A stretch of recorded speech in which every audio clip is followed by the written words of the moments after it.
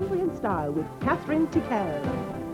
And Patrick Moore, still master of the universe.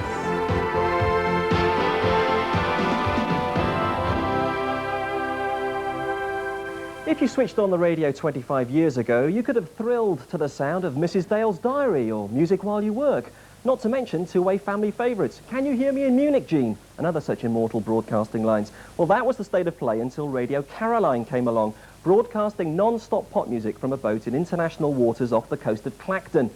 Although the pirate station quickly built up huge audiences, it also attracted equal amounts of criticism for its failure to pay royalties to artists, along with claims that it interfered with emergency radio frequencies.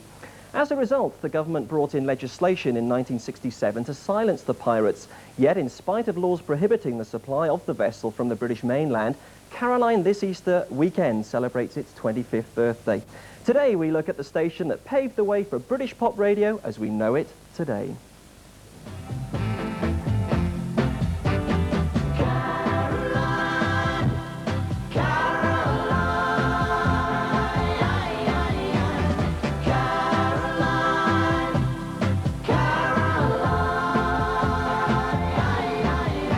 Caroline's beginning was as a direct result of me managing an artist called Georgie Fame, and at the time, and both EMI and Decca turned him down, and the only alternative was to start a label. But in order to start a label, you had to have a radio station promote it, and then I kept getting back to a radio station, and that was the motivation for doing it.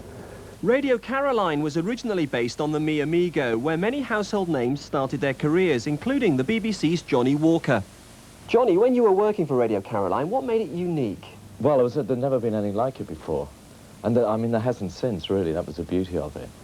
And it's the only radio situation I've ever been in where, A, the bosses aren't around, they're in London, and if you do something a bit outrageous that they object to, there's nothing they can do about it. I mean, if you really went over the top, as I did one night at about 11 o'clock, they tried to hire a special boat to go out to Caroline to have me taken off. But fortunately, all the guys who sail the boats were in the pub at the time, so none of them fancied a late night trip.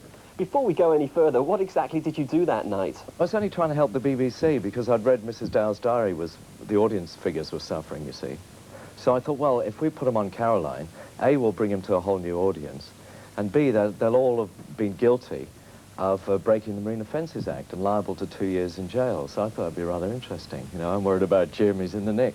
So I said it was by a special link with the BBC, and I just had a transistor radio with an earphone, and I just was listening to it in one ear and doing the show with the other. And then as soon as the Dale's theme started, I said, now by special link with the BBC in London, Mrs. Dale's Diary, and just held this radio up against the mic.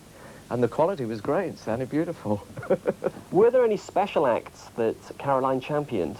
You'd have to draw the list up of who we didn't. I remember the Animals' House of the Rising Sun was a 6-minute record, which the BBC, bless them, couldn't cope with, the idea of fitting a 6-minute single in Pick of the Pops. So the Animals definitely were helped a lot. The Rolling Stones were, the Moody Blues. Most of the bands who came through in the mid-60s will tell you that they owe it to the pirate stations. Keep on running. In the 25 years before Caroline, British music didn't happen in the rest of the world to any great extent. It was mostly American music that was, you know, everything from Presley and all those other American rock and roll acts that were huge around the world. And then, of course, suddenly Caroline was on the air 24 hours a day. All you were getting from the BBC on the light programme was about a couple of hours on a Saturday, with Brian Matthew reading a script. And at the same time, there was the Beatles, the Rolling Stones, the Animals, the Hollies, Herman's Hermits, all this wonderful music that was flooding out from everywhere in Britain. There was Carnaby Street. I mean, it literally was a youth revolution. You have to sort of put this all in the context of swinging London, the swinging 60s. It was just a wonderful time. People never worried about tomorrow. They were just having a good time. People would go down to Clacton like a mecca and sit on the beach with transistor radios. That was something that had only just come in. So all these things sort of, I think, were meant to be because they all were different pieces of jigsaw that all slotted in at the same time. And you could sit on the beach and see the boat. I used to get people drive down to the coast and flash their headlights at the ship, and I'd be out on the deck with a microphone. And using a code, I'd get into conversation with them and stuff. One night, we lit up the whole coastline. The coastguards went crazy. I just stood on the deck and said, "Lights on!" And the whole coast, as far as you can see, would just light up. Lights off! And everything went dark. Such a feeling of megalomania. I have to admit, I enjoyed it. But the glory days came to an end when in 1980 atrocious seas succeeded in doing what the government's Marine Offences Act had failed to do, sink Radio Caroline. Watching the ships roll in, then I watch them roll away.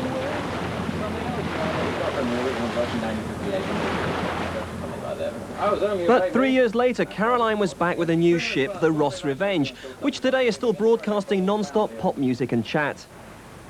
So I climbed on board in search of Caroline DJ Dave Asher. Good one, please, living in a box.